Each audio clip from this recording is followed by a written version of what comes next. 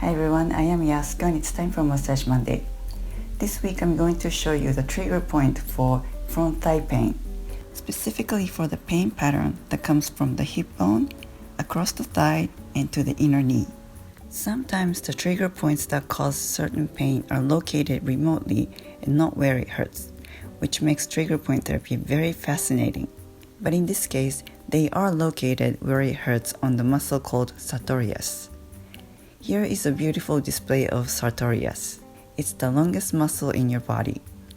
In the anatomy class, we were taught Sartorius is notorious for being the longest muscle in the body, as how to remember this muscle. You can locate this muscle by bending the knee and turning the knee outward.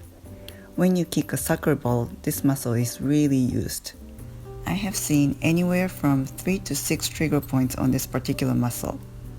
If any of these locations are painful, massage with slow deep strokes with supported fingers,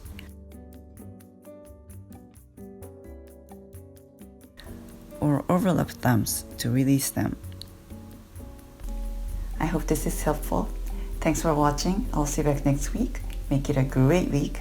Feel free to comment below and please don't forget to subscribe.